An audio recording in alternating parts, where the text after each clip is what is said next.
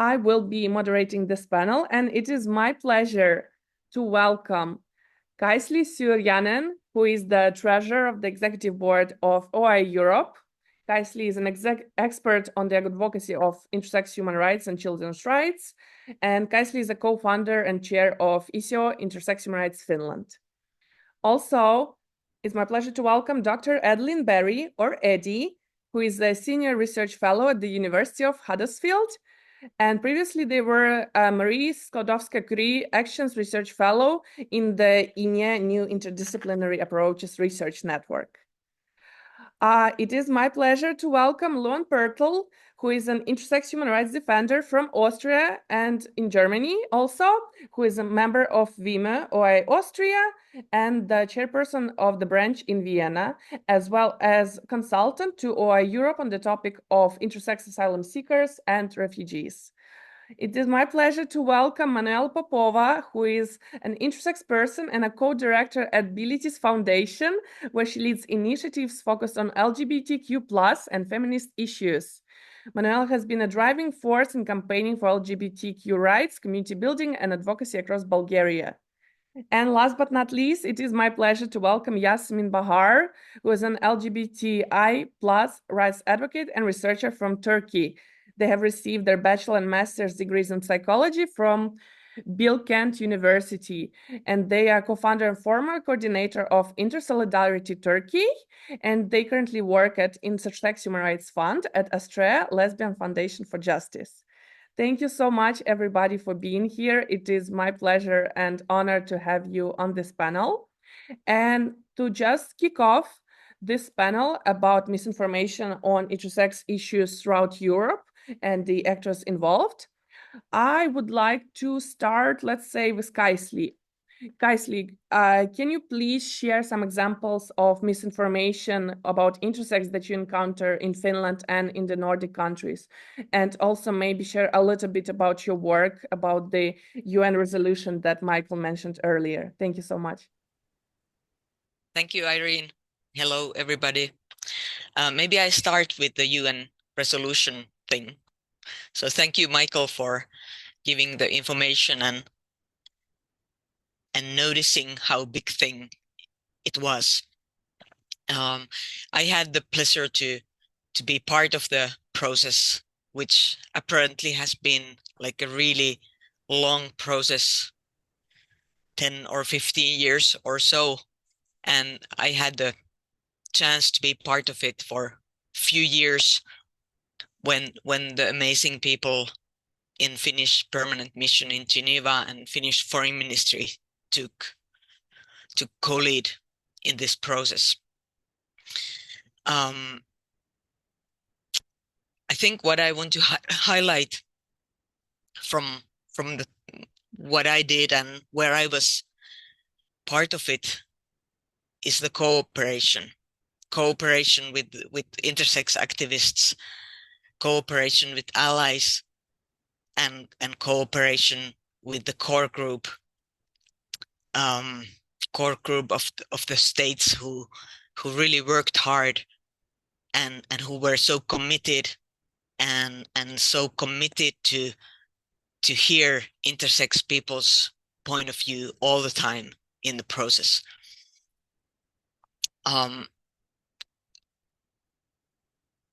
I know that many people didn't believe that this resolution would happen now, even if it's like a really long time people have worked for it, but still it looked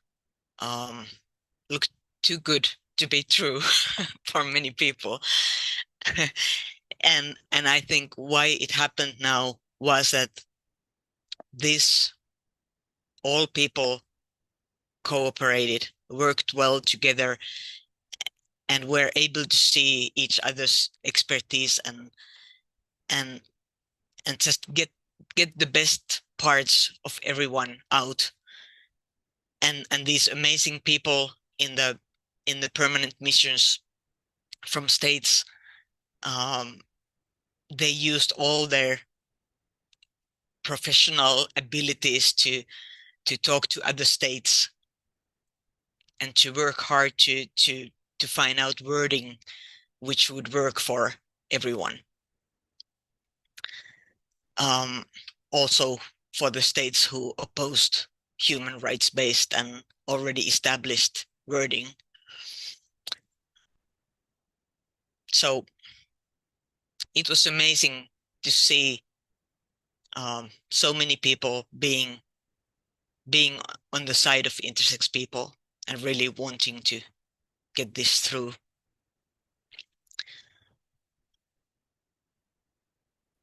Okay, maybe that's about that.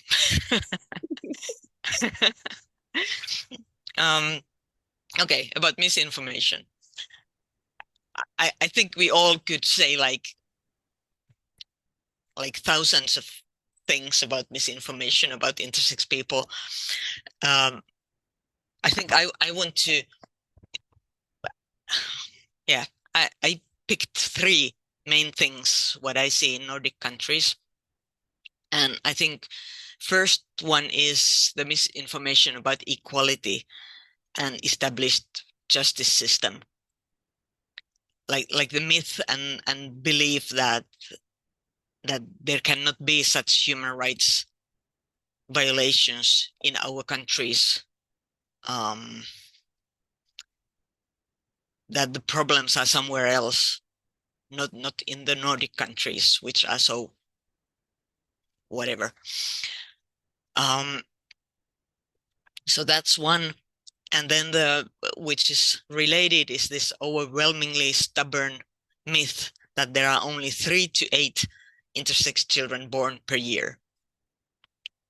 And funnily, I have heard the same 3 to 8 from Finnish medical professionals and from Icelandic medical professionals, and the population is different in Finland and Iceland. So I don't know what this tells about what. So these 2 misinformation pieces are related, and I think both of them slows down actions and efforts of intersex activists, because it's like it tells that we are talking about like really small marginal group. It tells that activists' efforts are like over measured, and activists will not be taken seriously because we are like making a big fuss out of something that they are able to use some scientific or medical wording to say that we are wrong. And then activists' efforts go to needing to find more proof and more different kind of definitions and explaining the same things over and over again, instead of just working together to solve the problem.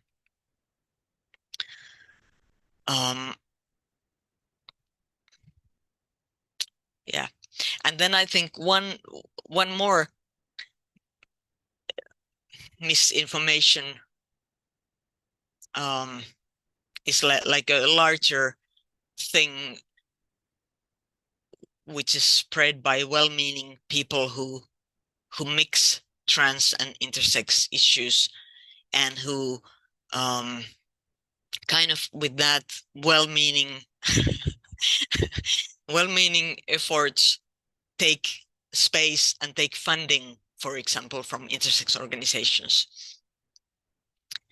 And I like to talk about funding. So I just want to end what I have said to all these pieces of misinformation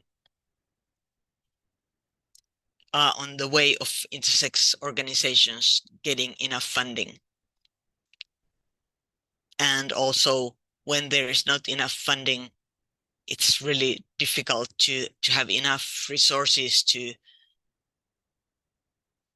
cope with the misinformation and try to correct it.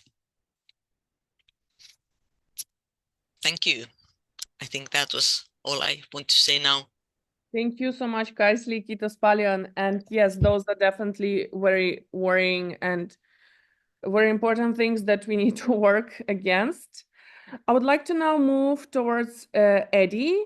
And Addy, when we were preparing this panel, you mentioned to me how also in UK, in Ireland, the current anti-gender, anti-trans notions that are appearing in the society also could affect the intersex rights. Could you please elaborate a bit more about this and share some examples of misinformation about intersex that you encounter in Ireland? Thank you. Absolutely. Thank you so much. Can you hear me okay? Yes, perfect. Thank you so much for having me. I don't know why I didn't add Intersex Ireland in my bio I sent over. Insert reasons here, tired, stressed, all of the above. Very grateful to be here. A lot of the issues in Ireland are the same as what Kaisli talked about. The HSE, which is the Health Service Executive in Ireland, lied to the UN and told them that we don't even get the eight intersex people born in Ireland every year. We only get 3 apparently, and you can set your watch by it. Like it's like clockwork. Every year, exactly 3. One of the biggest problems is, like most places, that intersex is largely invisible, like most places, which only serves to benefit the surgeons and endocrinologists that work so hard to destroy our lives. Stigma is so great that very, very few intersex people in Ireland are willing to be out for fear of loss of family and fear of loss of life and so on and so forth, which means a lot of the work is left to very, very few of us. There's quite a lot of us in Intersex Ireland, but only very, very few can show their faces. And often that's because they've already been through loss and lost family members and lost social support and lost employment and already been through those things, me included. So intersex knowledge in Ireland is very, very low. What's out there is probably because of us. And healthcare operators that are invested in performing intersex genital mutilation and so on and so forth take advantage of that. So they feel the silence plus the medical authority allows them to basically say what they want. So many doctors, like Kaisli mentioned, conflate trans with intersex, which is pretty unhelpful, especially considering Ireland has the worst trans healthcare in Europe. When Intersex Ireland have put in parliamentary questions quizzing how we're treated, the HSE, or Health Service Executive, have responded back that they've responded back with science fiction, that these amazing intersex health centers. You just go, I'm picturing one of those 1960s illustrations of the cities of the future. You send your intersex people there and everything's fine. In a country where we have the worst trans healthcare in Europe, it doesn't make a lot of sense. Intersex people in Ireland have been directed to the National Gender Service for transgender people when seeking help with depression when suicidal. This is my story too. And this is not helpful when the National Gender Service has at least a 10-year waiting list to be seen. So if you're suicidal, you're going to have to find something to tide you through. They just don't really know the difference. There is, of course, the transgender intersex overlap. I'm part of that, but our health issues are different and overlapping. Like England, our national media and some politicians push a lot of the anti-trans moral panic that's been going on for the last 10 years, generated by US evangelical groups like the Family Research Center and the Heritage Foundation and all that. And this, as we know from research launched by the European Union this year, that the research, I'm sure everybody here has seen it, it showed a colossal spike in violence and discrimination, not just against transgender people, which I think would be expected in this environment, but also against intersex people, which I think is really interesting because we're largely invisible. You can't see our chromosomes, you can't see our gonads, you you know, for the most part, you can't see our genitalia either. So my take from this is that we know a lot of us have had difficulty for most of our lives, and it came from my research too, fitting very neatly in. We often physically don't fit squarely into that binary, but then there's other giveaways too. Sometimes we're not masculine enough or feminine enough or something, so we're incurring a lot of that transphobia too. And my fear is, I grew up in the Ireland of the Magdalen Laundries, which was fiercely intolerant towards definitely me, but anyone who didn't fit in. And we're moving away from that environment of intolerance back to an era that's very, very dangerous for us. I mean, for my parents growing up, it was very much about what the neighbors thought and how their effeminate, queer, autistic child reflected back on them. And there was a lot of violence and so on and so forth to try and regulate my my behavior and my interests back to something towards something more typically male, so that they could feel more comfortable in how I reflected back on my parents. And I think we're going to see a lot of that. And I mean, I'm here to talk about Ireland, but we're going to see it everywhere. I mean, in Texas, you have the government asking neighbors to report on parents that are supportive of transgender children. That's going to impact intersex people too, and we know this. Let me see. So yeah, I mean, this affects transgender intersex people like me, but also and you know, queer intersex people, but also cisgendered heterosexual intersex people too, who for one reason or another, you got Klinefelter syndrome. I heard recently from a friend about a cisgender straight Klinefelter man getting attacked in a coffee shop recently because somebody assumed they were trans. So for me, I expect that walking out the door, it's got to be a pretty horrible surprise for them, I would think. See if I've already skipped ahead. Yeah, so also right now in the Republic of Ireland, the Health Service executive, in response to a parliamentary question submitted by our former Prime Minister, Leo Varadkar, and he's currently Deputy Prime Minister, about intersex care, they responded that they're planning to overhaul it, but they have made no effort whatsoever to consult. I'm supposed to be meeting with him next week. Hopefully that happens. Hopefully I can budge him. But they're planning. This is an organization that is telling intersex people when they're suicidal to get on a 10-year waiting list, that provide the worst trans healthcare in Europe, and they're planning to overhaul intersex healthcare. I don't know what that means. They lie to the United Nations, and they have not consulted with intersex people at all so far. So I'm hoping that we can move them to do that. So nothing good is going to come from this. That's kind of all I have from this end. Thank you, Irene.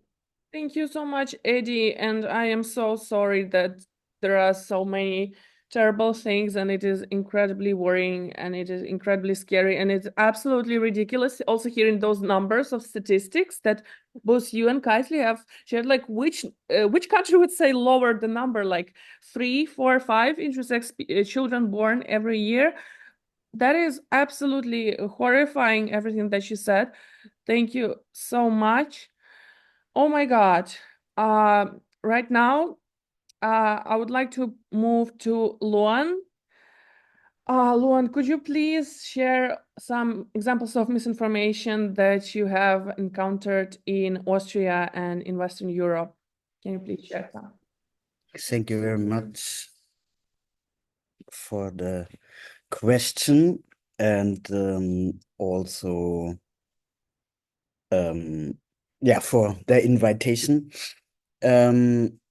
I mean, as Kaisli and Addy already said, I think I can speak about that too a lot, but what for me is also very important, like especially with thinking that we are having the elections on Sunday in Austria, and I mean, like now, at the moment, everybody looks like that we will have the right wing in the main government for the next years. Maybe it will change. I hope so. But all polls at the moment say that our right wing will win this election. And what we experience there, and it is also a thing on together, of course, with like trans issues, that on one side the right wing is giving a lot of like mixing up trans and intersex issues, and giving wrong informations. And then of course there was also in Austria like the big thing about the drag queen reading, where they then also mixed up like intersex issues and drag queens and everything, and take out like the points, what they just take out what they need, right? To make the to give a lot of misinformation and to put on like to put fear, I would say, in the society. And on that level, we speak about what we know from like the gay community. They even talk about like we are pedophiles and we want to have their children and whatever. So it's really terrible, and this information and this it's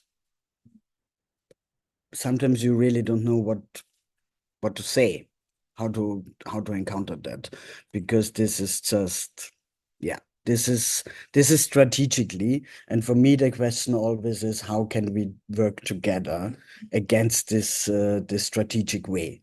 Because they are very well connected and they know, and this is also a little bit problematic also with the medical field. They are using now our language. So they learned our language and use our language now against us. This is my feeling. And this is also what they do in Austria, like the right wing, but also the medical field and the medical system. And then, of course, we have the big group of people who are actually, who want to support, and I would say who are allies, but don't have any ideas about intersex issues, and then also mixing up intersex and trans issues and giving out wrong informations. And I do think this is, as I said, it's of course not on purpose, but it can be also difficult for our activism. So we experienced that a lot, that wrong informations then are being said in workshops or in articles or in papers and so on and so on. So we really, we cannot change all of that, and we cannot work with all of them to say, oh, look, you have done that wrong and blah, blah, blah. And this is now you give out this wrong informations and then people are wieder confused and so on and so on.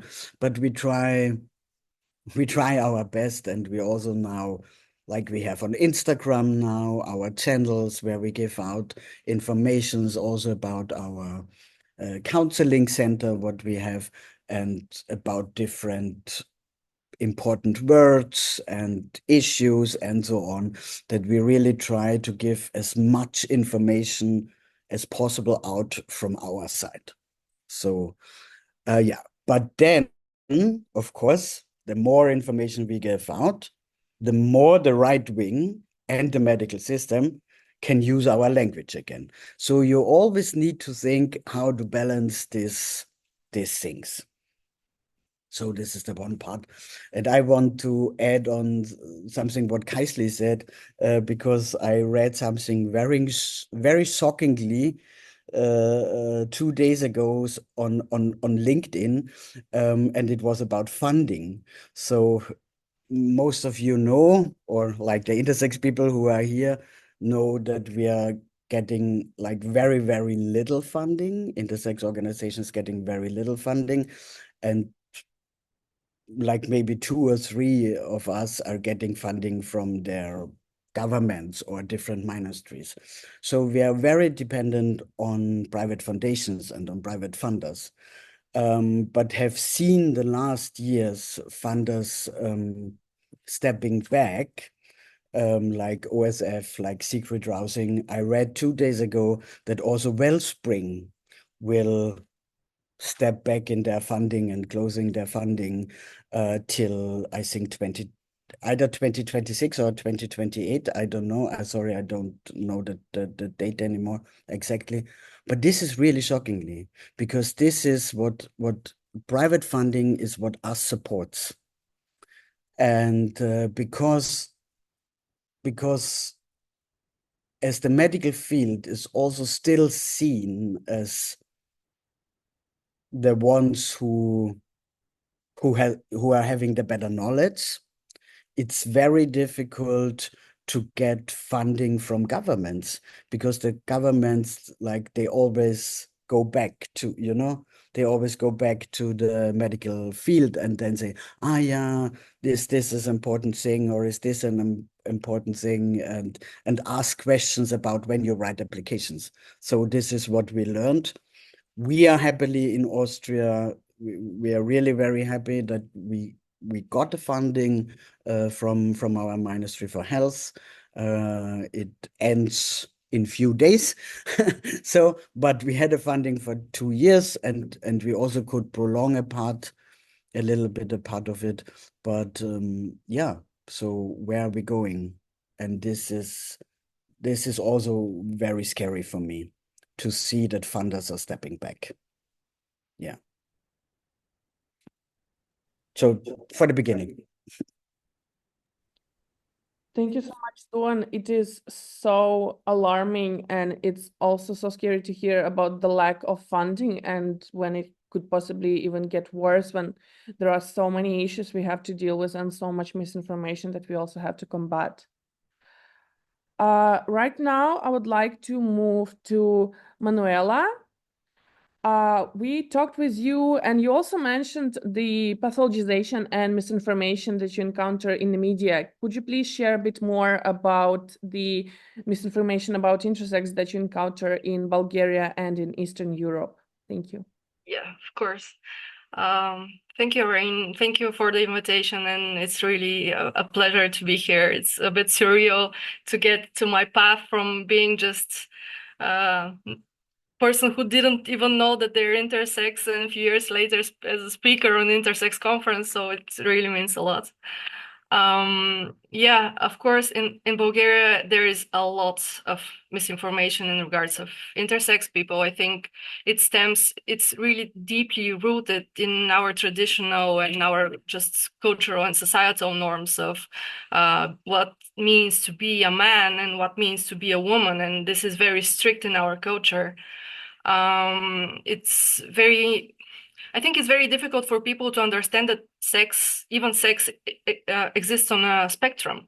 So this is very hard for us to explain when we are talking to just regular people on our conferences, or when we're speaking just day to day as part of our activism. So as a result, the concept of intersex is really unfamiliar to many people, and when it's acknowledged, it's even partial or mixed up with, as my colleagues before me said, it's mixed up with trans or some other like disorder. And I think the biggest misconception that we have here is that we as intersex people need to be corrected. We must be corrected.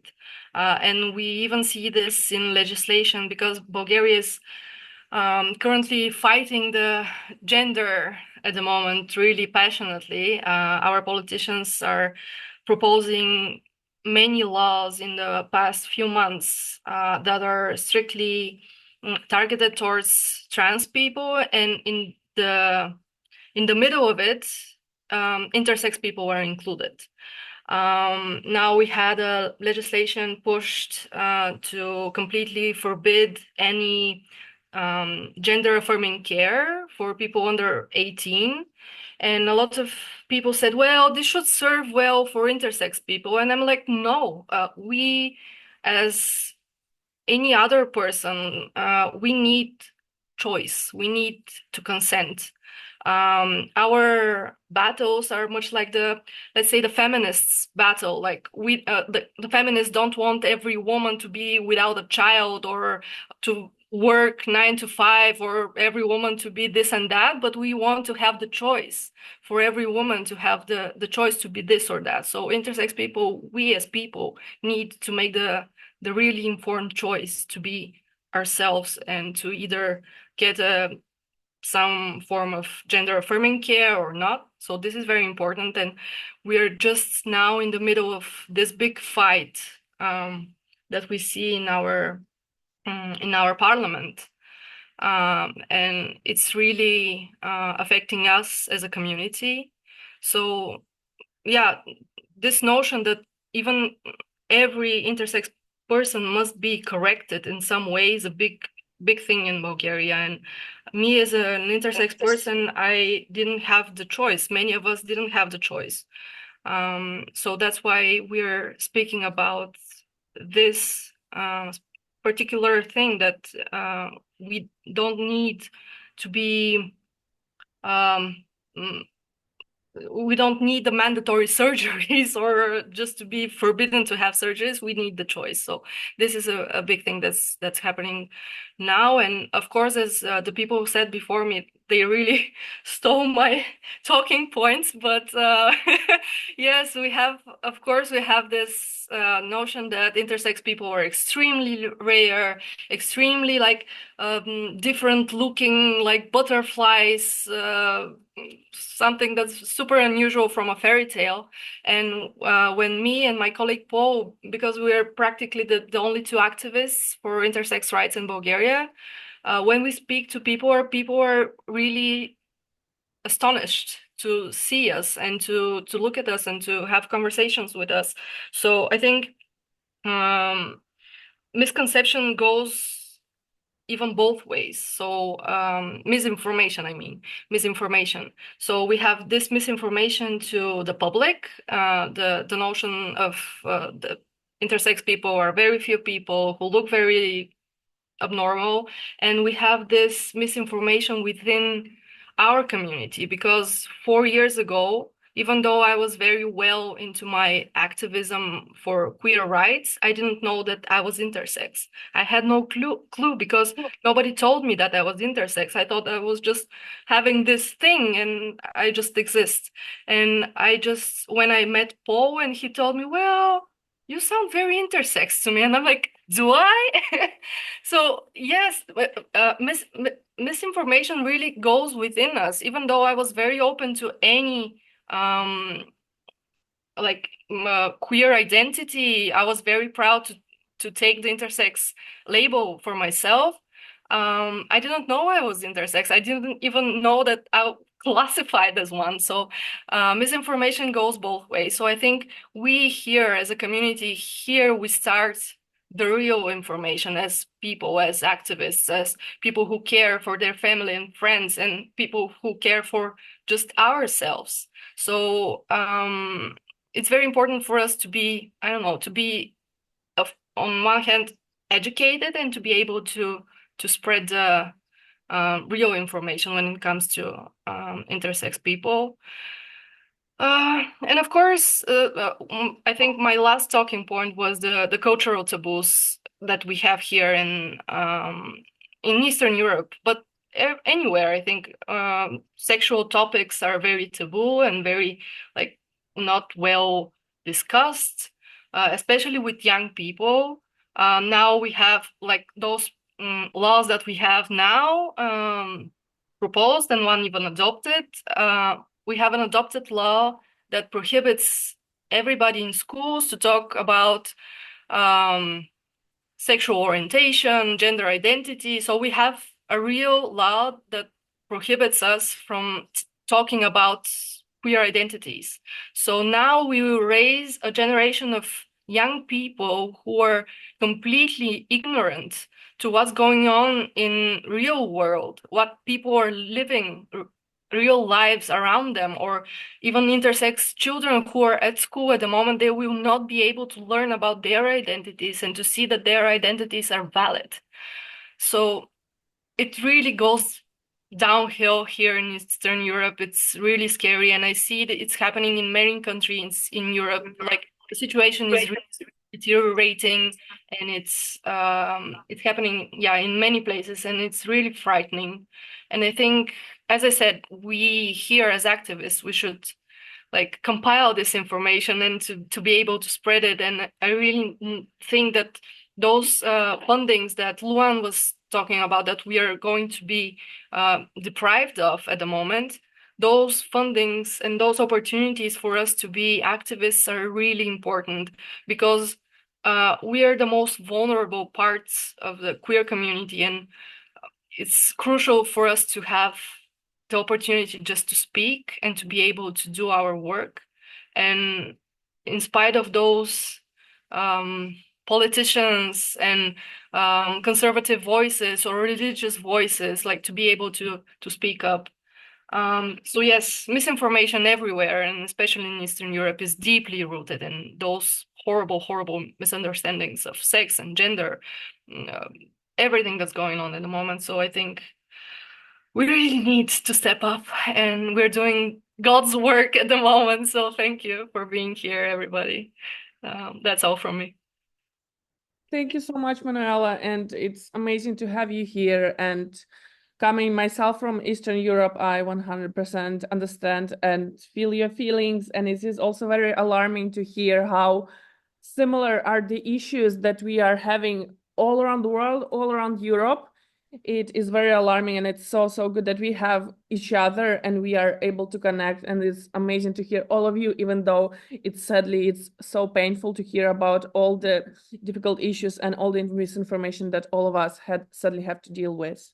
It is my pleasure to invite the next speaker, Damino, who is a Tunisian activist dedicated to defending human rights and promoting understanding of gender identity issues, passionate about raising awareness of intersex-related issues, and strive to bring positive change through collaboration with local and international organizations. Dear Damino, welcome. It's a pleasure to have you here. And you also shared with me the lack of understanding about intersex that you encounter in your work. Can you share, please, a bit more examples of misinformation about intersex that you encounter in your work in Maghreb region and in Tunisia while you're continuing your work in raising awareness about intersex? Thank you. عسلامة الناس الكل. أنا دامينو، ناشط بين الجنس انترسكس في تونس. من الأول من 2019 وأنا ناشط على القضية متاعنا في تونس باش نظهروا للعلن. العام اللي فات حققنا الحق إنجاز كبير برشا، إنه أول فيلم تعرض باللغة العربية، وأول فيلم في العالم العربي في تونس يحكي على الانترسكس. الفيلم هذا ماهوش اللي يحكي على القضية كما نقولوا بحذافيرها، أما سلط الضوء عليها. دونك طلعت برشا في الميديا في تونس، عملت بوليميك كبيرة برشا. العباد ديجا مش تونس بركة، حتى في العالم العربي برشا عباد ديجا اتصلت بيا، وبرشا حتى قنوات تلفزية ولا حتى الإذاعات وكل اتصلوا بيا. حتى فما في لبنان عملت انترفيو مع لبنان ومع برشا دول أخرى. القضية متاعنا قضية حساسة بحكم العالم العربي والعالم الإسلامي، وبحكم كما نقولوا لي سيستيم اللي قاعدة تحكم تو في الدول العربية. حاجة صعيبة برشا بالنسبة لنا نحن، لأنه كي باش ندافعوا على قضيتنا وظهرنا توا للعلن ولينا نمثلوا أخطر بالنسبة لهم هما. الخطر هذايا فيش يكمن اللي احنا حسب ما يقولوا هما اللي نحن نبيضوا في نبيضوا كما نقولوا في المثليين والعابرين والعابرات جنسيا وغيره وغيره وغيره، اما من غير ما يركزوا في قضيتنا احنا شنو قاعدين نعيشوا وشنو ما نعيشوش، كيفاش حياتنا قاعده تمشي. في هذا كل تحديات كبيره قاعدين نعملوا فيها. قاعدين نواصلوا حتى لتو مازلنا نواصلوا، مازال حتى السفارات ولات تتصل بنا. دوك وليت عندي برشا زيارات للسفارات في تونس، الإقامات سفراء. دونك نحكيو على الموضوع وبارتاجيو معاهم في الاكسبيريونس وكل شيء. بقات عندنا مشكلة كبيرة نحن كجمعية مسارات، مشكلة التمويلات اللي لقينا رواحنا تو مستحقين تمويلات بصفة مش كبيرة، أما مستحقين تمويلات بحكم إنها باش تساعدنا برشا. باش ناخذوا برشا حاجات باش نكتبوهم، باش نترجموهم، باش نهبطوهم، باش نكتبوهم بالعربي، باش نركزوا على اللغة العربية، لأن اللغة العربية تجمع العالم العربي ككل. الناس كل تنجم تقرأ. باش نحاولوا نوصلوا الصوت ونوصلوا المعلومة كما هي دقيقة جدا، نحاولوا نوصلوها للعالم العربي كل. هذه طلب معنا، طلب علينا برشا مجهود. المجهود موجود. مشكلة في التمويلات بالنسبة للشمال الأفريقي اللي شفته بالنسبة لزانترسكس. شمال أفريقيا التمويل ضعيف ياسر، مش ما نقولوش مش موجود. قاعدين نتحداو معناها باللي موجود، باللي نجموا نعملوه معناها.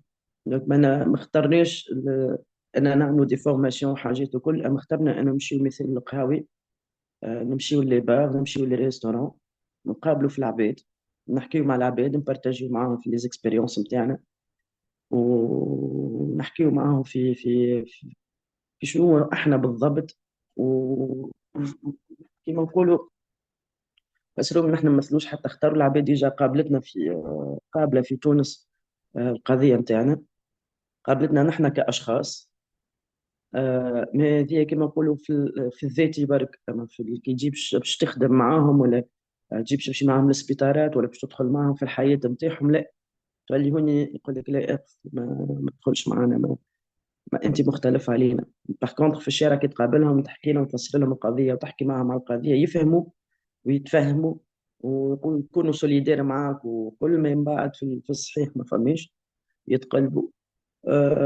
مجهودات كبيره برشا، وصافي بليزير توما اللي عطيتونا تو الفرصه معناها هذه باش نكونوا موجودين معاكم في الكونفيرونس هذا.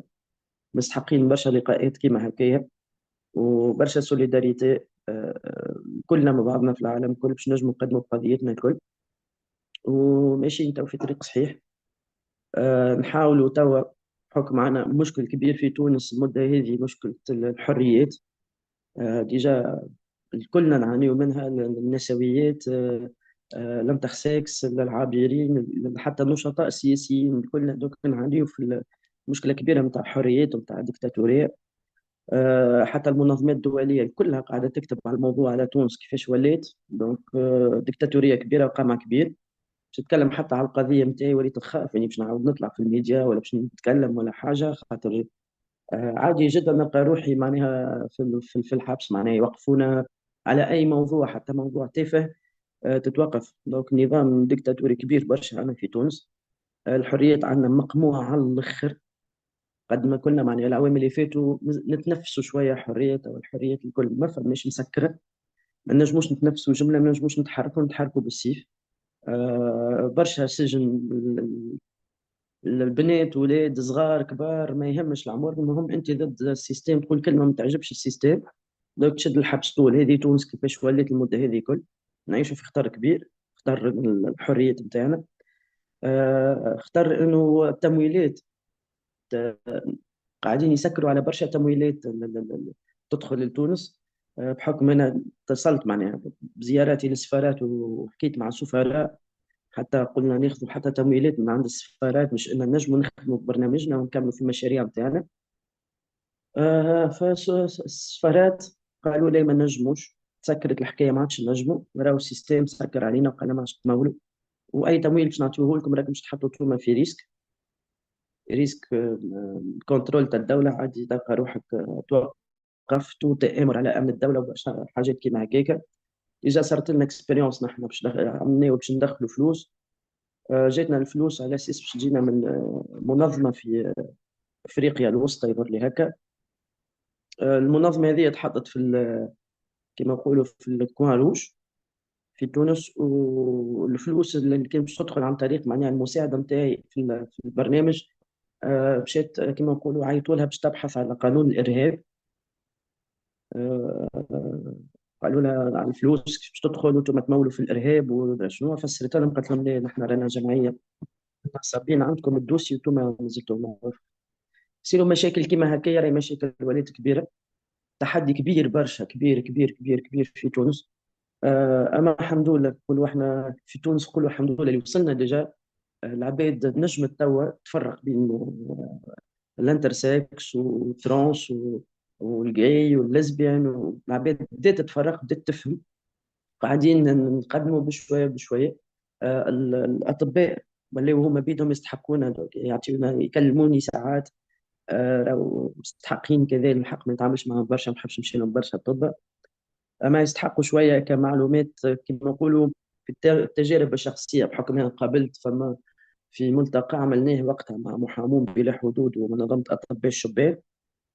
قابلت طبيبه معناها كل شيء، قالت لي راهو وقتها خذيت الدوكيومنتير من عند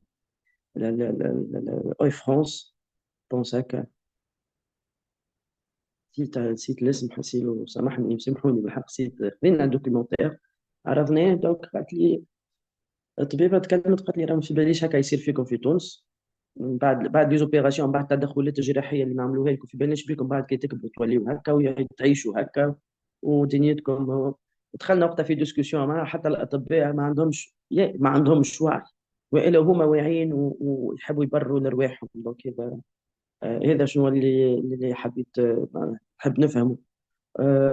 بارسا في المغرب العربي على فكره، راهو المغرب، دولة المغرب مستعرفة بالانترسكس. هذه معلومة ديجا اكتشفتها، ما عنديش برشا، انه المغرب دولة المغرب مستعرفة بالانترسكس. كيفاش على انه اساس استندوا كيفاش لي ديتاي ذوك ما عنديش فكرة. اني نحاول ديجا كيفاش نعمل حتى زيارة خاطفة للمغرب، نحب نسأل عن كيفاش يتعاملوا مع البيرسون انترسكس وكيفاش حقوقهم، وعلى انه اساس وقع الاعتراف هذاك. خاطر بحكم التجارب نتاعي وعلاقاتي ما في باليش يعني ما نعرفش اللي فما ديزاكتيفيست انترسكس في المغرب. نحب نعرف على انه اساس وقع الاستناد الاعتراف بالاشخاص الانترسكس في المغرب، وهل هي مجرد صوره والا الاعتراف بالحق. هذه بالنسبه لدوله المغرب في حد ذاتها. تونس ما زالت، الجزائر صعيب ياسر. انا باش نستعرف تونس كيف ماشيه في الصعيب، لانه وقت اللي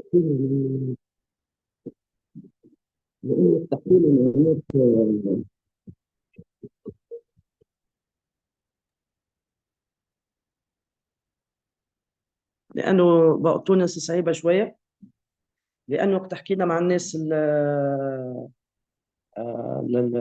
المختصه في على الاعتراف بالاشخاص الانترسكس، دونك فما عراقيل دينيه، فما عراقيل اكثريتها الدينيه هي اللي تخلي في تونس انهم ما ينجموش يستعرفوا بالاشخاص الانترسكس بالنسبه لتونس.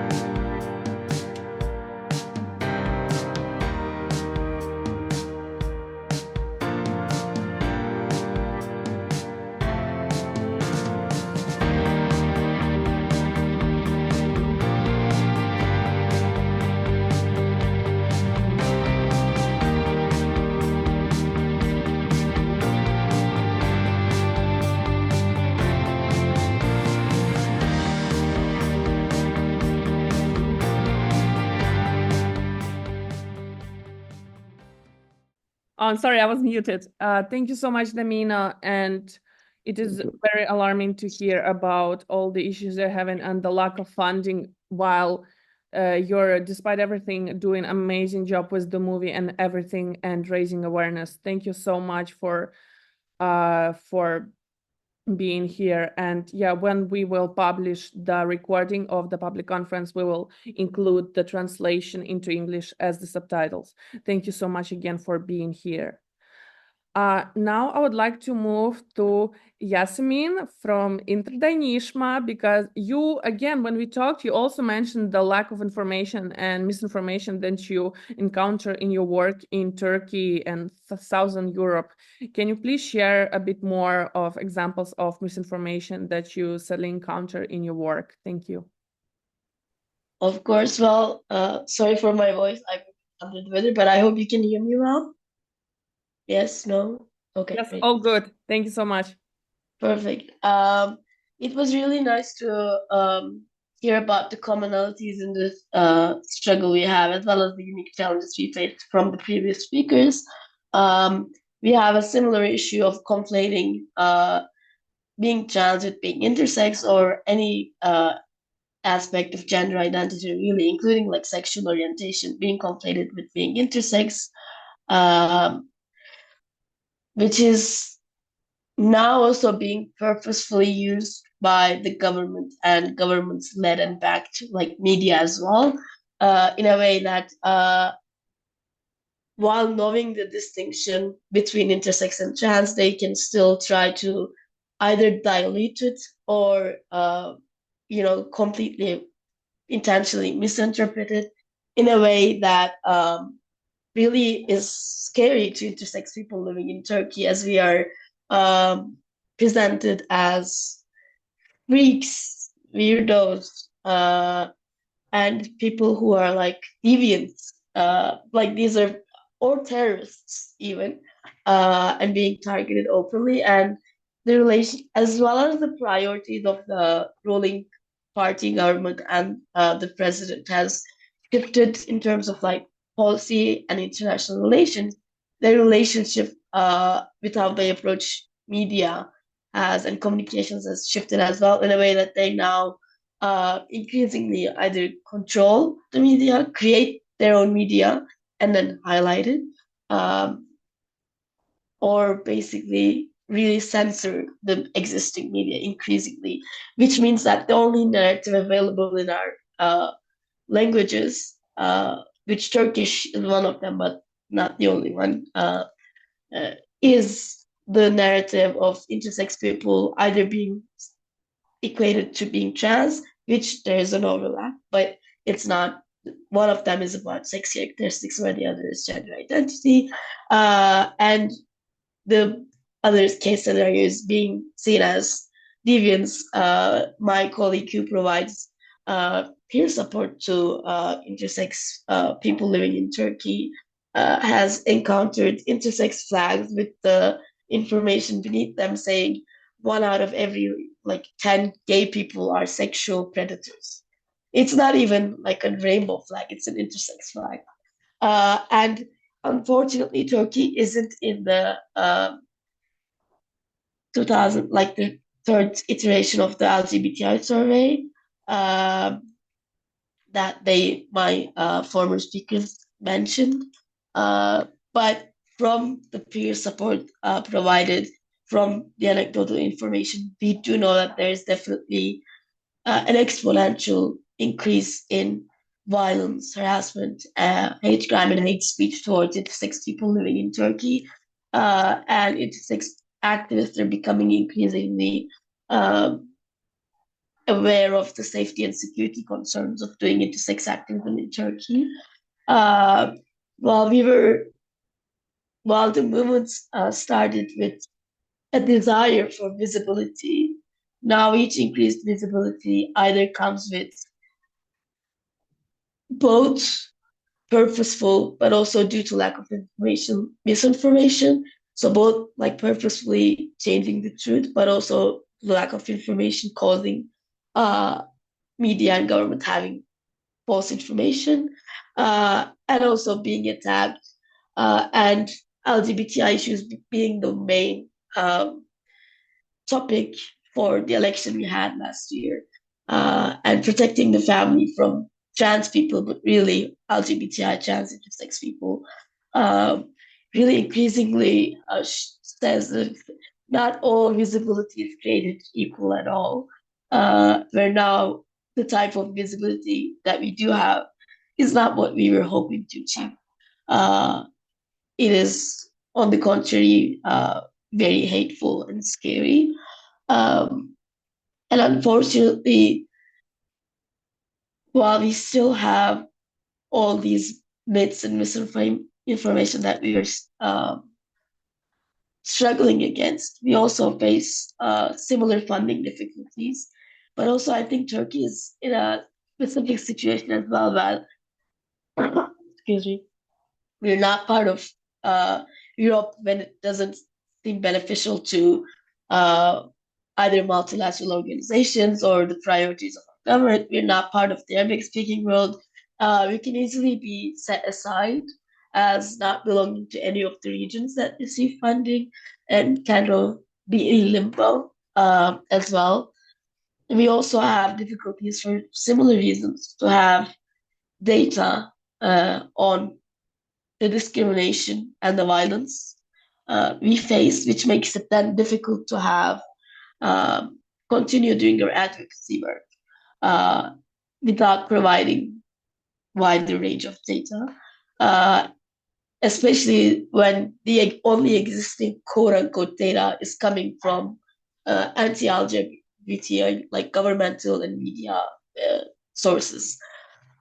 So yeah, this also makes it difficult to advocate within the wider like human rights, LGBT rights, or liberation movements, where intersex people are not necessarily seen as needing to be recognized as a group who needs legal recognition, protective status, as a group that faces specific types of discrimination, medical discrimination, and other types of discrimination, or a group that needs specialized, inclusive, like psychosocial care, support, safe spaces, medical care, because the only time medicine really sees us is about our making us fit into specific norms.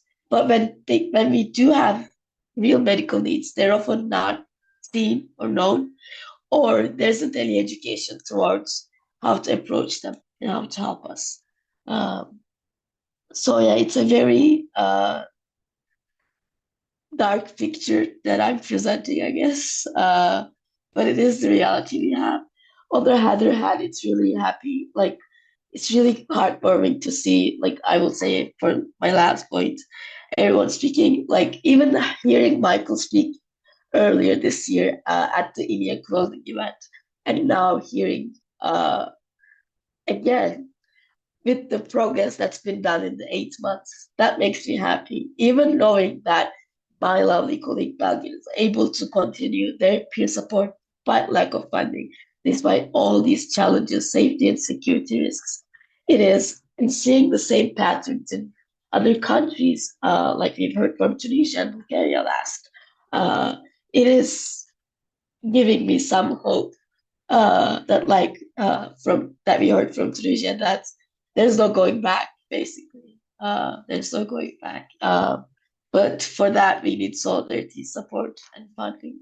Yeah. Absolutely, Yasemin. Thank you so much. And I'm so sorry to hear your voice. Please get better. Please feel better soon. And you are so right. There are so many things that we sadly have to deal with, but just seeing all of you and seeing how we all of you persevere and continue your work and how much we have achieved in such a short amount of time, it is very inspiring. And to end this panel, I just have a quick question to all of you on this panel. How do we combat this misinformation? How do we work against it? If you could just give me, I know it's difficult, but if you all could give me just like a little shirt, if you have some thoughts, please let me know.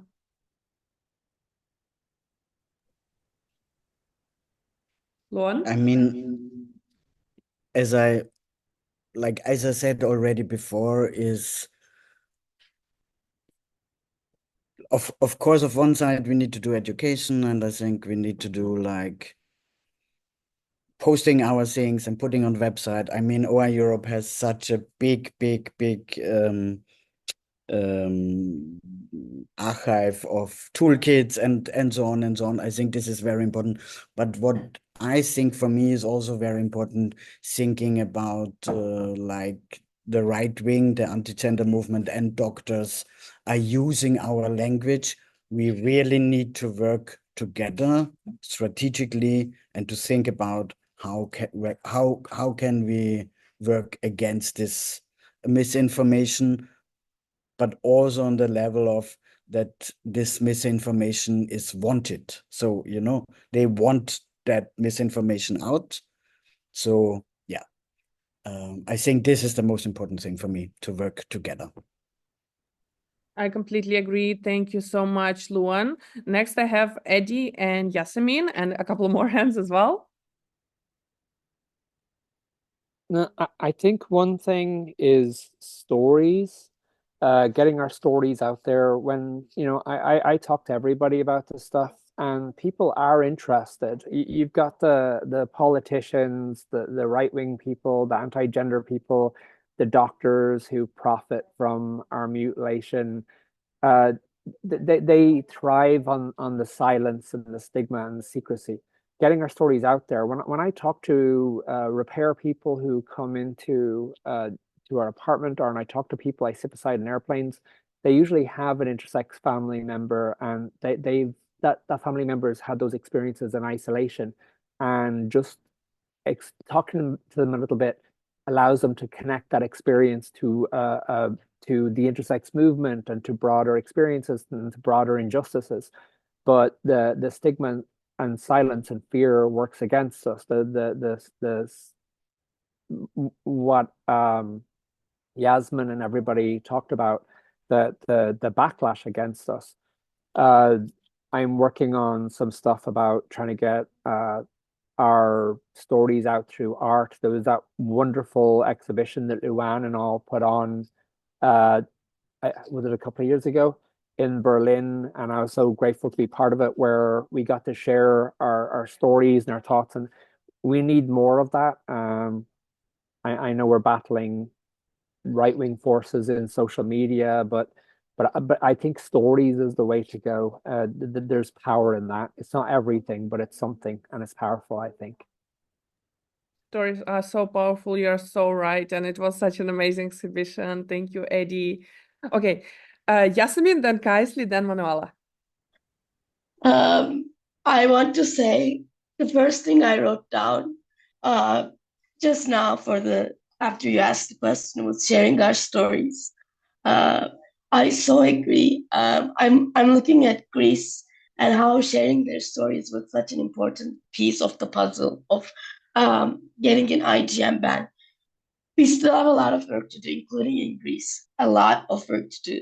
But sharing stories was such a huge part in Greece, in Germany, and in a lot of other countries. And I highly encourage people here today to look at the article that follows my intersex story.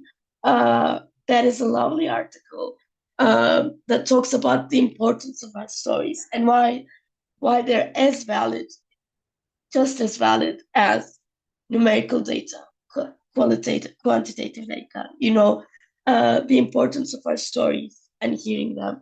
I highly encourage, if you haven't already, to read the stories as well, of course, but also to look at the article of how stories play a big part. I also think on our hand, increasing our collaboration with all the other movements that we intersect with. I'm also disabled. Increasing these collaborations. Intersex is also a children's rights issue, because most of us go through medical quote unquote treatment when we're children.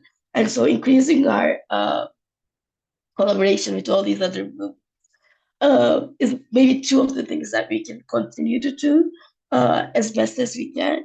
From outside the intersex government, I think we just need to be not forgotten, to be prioritized, because there are a lot of human rights movements that are struggling right now. It's not just intersex rights that are the increased threat, but we also don't want to be set aside and forgotten and being said, wait for us to resolve this certain issue for you to be included as well. Why not do all of it now? We can do it. And also to not forget funding us, to providing us with resources, supporting us, to not only looking at mainstream media narratives and misinformation, but actually prioritizing enough to do self-learning and learning from people with lived experiences is what people, allies from the movement, and also any governments, private foundations, and multilateral organizations can do, I think, and continue to do. So true. Thank you so much, Yasemin. Kaisli, please. Thank you. I totally agree with Luan, Addy, and Yasemin about cooperation and stories and funding and all that.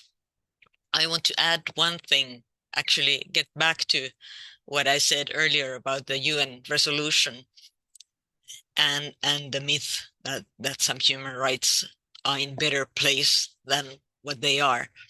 And I truly hope that this recent UN resolution would give enough pressure to national governments to change national laws. And I think that would be like a really big step towards recognizing the lack of rights of intersex people if the national legislation would improve. And in every country, there would be national legislation. I think that would be like how to say it, like a really clear message against the misinformation, because that would be something we could refer to always when things happen. It would not solve, of course, all the problems, but it would be something clear where to refer to. And maybe that would help with funding as well, that we would be recognized in different way in national level. Thank you. Thank you so much, Kaisli. Manuela? Yeah, as usual, everybody before me was so so well versed in what they meant. But yes, I cannot just yes, of course I agree. Information, really, we should call out what's going on in our countries. We should point out what's going on, what misinformation is being spread. Something that we are doing that's very practical. I know that many of you are doing it as well, is living libraries. Like we intercept other people's conferences on other topics, and we just sit right there and we're saying, do you want to speak about intersex issues here? And everybody's like, yeah, this sounds very interesting and mysterious. So I think lots of other movements are very interested also in the intersex topic. So I think cooperation with them could be a way to go, and that's how we do our living libraries, and that's how we spread information. And the thing I said before was the two different topics of misinformation within our community members as children, as people who are still growing up, and the misinformation in the general public. Those are two different topics. And I think if we continue to focus our work with doctors, social workers, parents, it's very important to educate and to nurture our future intersex activists to continue our work and to continue spreading the real information, to share their stories, and of course to prevent atrocities for happening. So yes, those are the two main things, like to work with doctors and the professionals, but to also work within our community and to collaborate with others. And something that I wrote down in my notebook when you asked the question is, our job is to change the narrative and to stop being seen as medical anomalies, but as but people should respect us as individuals and people with dignity, and to trust to respect our bodily autonomy. So that's the most important thing, to change the narrative. 100%, so beautifully put. Thank you so much, Manuela.